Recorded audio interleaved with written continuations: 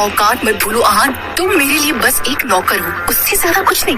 आहान एक गरीब security guard था जिसकी शादी शहर की एक बड़ी कंपनी की सीईओ शेखर गिल की बेटी शनाया गिल से करा दी गई थी। लेकिन उसके बाद उसकी जिंदगी बद से बदतर होती चली गई। उसका हाल किसी नौकर से भी बुरा हो गया था। घर हो या बाहर, सभी आहान को उसकी औकात याद दिलाते रहते थे। लेकिन एक दिन जब आहान शनाया के ऑफिस उसका लंच लेकर पहुंचा, तो ऑफिस के अंदर का सीन देखकर उसके होश उड़ गए और उसने चिल्लाते हुए कहा, शनाया, तुम्हारे अंदर थोड़ी सी भी लाज नहीं बची है क्या? और तू देव, दूर हो जा मेरी बीवी से, वरना मुझसे बुरा कोई नहीं होगा।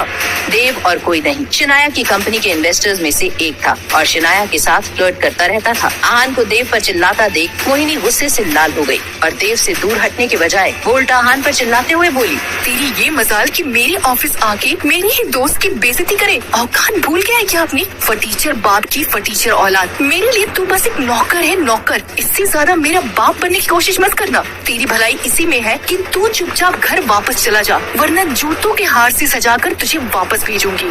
आहान इतने सालों से खुद पर कसे जाने वाले तानों को सुनता रहा था, लेकिन आज जब शनाया ने उसके परिवार पर उंगली उठाई तो आहान से रहा नहीं गया और उसने गुस्से में ही कहा, ठीक है शनाया, मैं जा रहा हूँ, लेकिन अंजाम भुगतने के लिए तैयार रहना। इतना बोलकर आहान ऑफिस से निकल गया। लेकिन ऑफिस में सबने उसकी बात को हल्के में लेकर छोड़ दिया था, क्योंकि वो बस एक मामूली सा गार्ड था। ऑफिस से निकलकर आहान ने एक कॉल किया। ईडी के डायरेक्टर मुकेश जी बात कर रहे हैं। मैं आहान रायजादा बोल रहा हूँ। मुझे शनाया कॉर्पोरेशन की एक ईंट आज शाम तक बिकी हुई चाहिए, वरना अरे हाँ साहब, आपका आदेश भला कोई कैसे टाल सकता है? मैं शाम होने से पहले ही आपका काम पूरा कर दूंगा।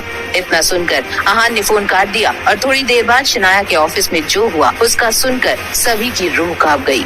मैम, हम बर्बाद हो गए। हमारे शेयर जमीन पे आ गए हैं। इन्वेस्टर्स ने अपना 100 करोड़ का लोन वापस ले लिया है और ईडी ने हमारे सारे अकाउंट भी सील कर दिए हैं। क्या? ये कैसे हो सकता है? It's impossible. इतना सब कुछ एक साथ? हे भगवान, ये क्या हो रहा है मेरे साथ? हमारी बरसों की मेहनत मिट्टी में कैसे मिल सकती है? शनाया का दिमाग कुछ भी प्रोसेस नहीं कर पा रहा था। वो बस बड़बड़ाई जा रही थी। तभी उसके दिमाग की बत्ती जली और उसने खुद से बोला, कहीं ये सब आहान ने तो किया? मैं अभी उससे बात करके सब ठीक करती हूँ। हाँ, मैं सब ठीक कर लूंगी।